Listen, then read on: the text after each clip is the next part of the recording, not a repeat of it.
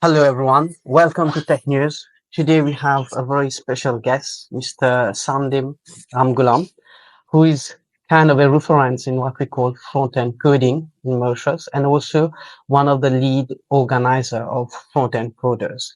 So Sandeep, also referred to as Sun, will give a quick introduction about himself. Over to you, Sandeep. Okay. So, hello everyone. I'm Sandeep. I'm a front-end developer.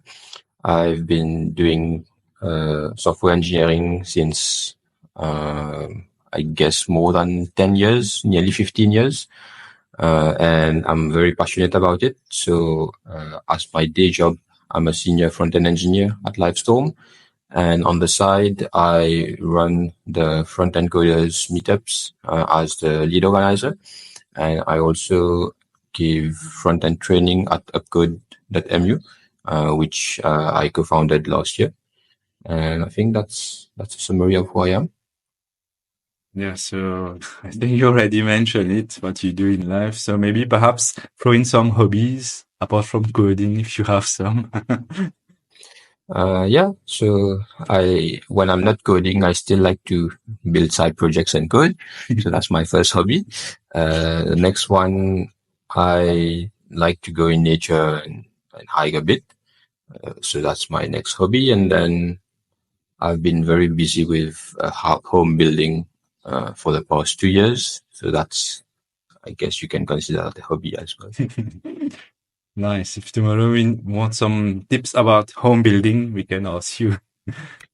Yes, I have a lot of information. Very nice. So let's get to the real meat of the discussion. What's front-end coders and especially the story behind? I know some bits and pieces, but I would love to hear it from you, how it originated and how it's going on. Yeah. So I can tell the story because I think I was close to the origin story. I didn't start the front-end coders. It was started, I think, in after the very first developers conference where people met in the lobby and said, "Okay, we are all front-end developers, so we can probably start a meetup for front-end developers." It was started by David Dias, who at the time was in Mauritius. He's no longer in Mauritius. He's working and living in Canada right now. So I think back in 2016 that it happened. One of the very first meetups. It was led by him. So he organized the meetups. I of course was very happy about it, and I also had the same idea back then, but I didn't know him. So he started it first. So I joined in and tried to help by speaking or by joining the meetups itself. So I've been attending the Frontend Coders meetups ever since, basically the very first few ones. And then the format was pretty much the same. We would find companies that could host us, and then find speakers that could speak about interesting front-end topics. Because remember back in 2016, Angular 1.5 had just been it was very popular. Angular 2 was announced along with Aurelia, and this was like the beginning of the next era of front-end. So a lot of interesting stuff was happening. TypeScript was just around the corner, not popular at all. So there was a lot of stuff to discuss in the front-end world. There was a lot of new CSS features that people didn't use. So Flex and Grid were not yet available, I think, but announced. So we were looking forward to that. So yeah, lots of topics available. And yeah, that's how it went. After a while, we organized meetups every month or every 2 months. We kept it going. There was even a very big Node.js bootcamp that was organized, which had, I think, more than 500 people attending, which was a very successful event, also organized by David.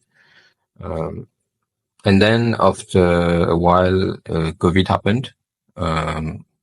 also, David had to leave the country because he wanted to pursue other opportunities. And then after, so during COVID, we did try to do a few meetups online. So by then, Cedric was helping me a lot, as well as Kushal. So we were organizing the meetups. Cedric was also part of the team since the beginning.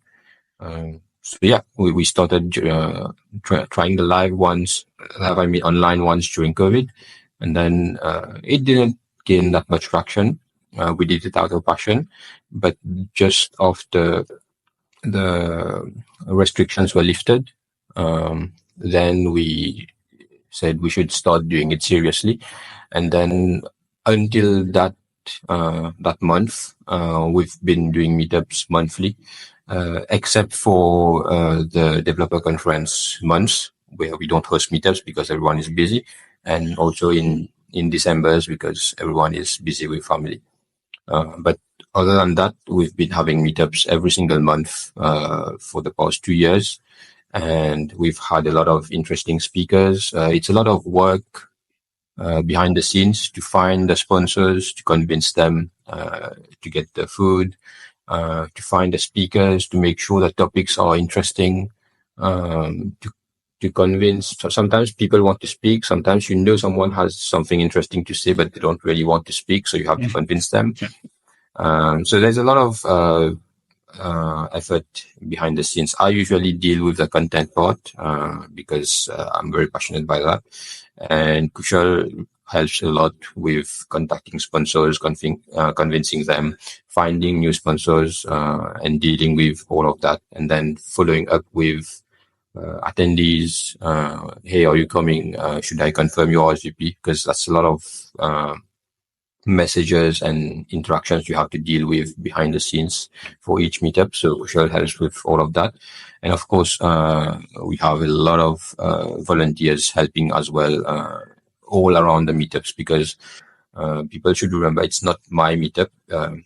It's not it belongs to everyone, because it by definition, it's not a company. It's not even an association or a club.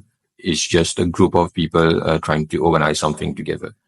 And we don't have any bank balance, so we try to avoid dealing with money. For example, for lunches, we ask the company to pay directly themselves, so that the money doesn't go through us. And there's no profits involved. It's just purely out of passion and trying to help others. That being said, we are trying to get some finance going, because a lot of companies are willing to help, but we cannot accept anything because there are legal matters involved. So why we want to do that is, for example, we want to buy equipment for recording stuff. We want to perhaps have a fund so that we don't have to find some sponsor every single month if we have some in advance. Things like that. Or we want to make goodies like interesting t-shirts that Frontend Coders members can wear or maybe purchase. I don't know. Yeah, just things like that. So make it interesting and make it a group that people want to be part of. Yes. Yeah, and I think that's a good summary. You tell me if you have questions. And it's very good. I remember. So the best thing I think is that at some point you blog all of that on your blog, one of your blogs actually. And I was at some point as well, I was a front-end lead. So without even joining, I don't have time to join the meetups, even the other ones. But I could follow everything on your blog, and this is how I knew a bit about the story, the Frontend Coders, Motions Meetup, and especially the content, like you said, the technology. And I like this because you talk not only about the bleeding edge, but also technologies that companies can use to build solid stuff. I even remember that at some point you were the only one mentioning Vue.js, and I thought, yeah, why not? Why another one? Because I already knew Angular. I've learned a bit React. And then I had a colleague who's saying, check out Sun's work. He's talking about Vue all the time. So I started checking it out. So a colleague was Ob. So I said, okay, let me check Vue. And yes, I I thought it was so easy. And nowadays, the third version is even much easier. But then I was hooked by your content, and every time, even if I can join or not, I'm just going to read all your blog that you put. So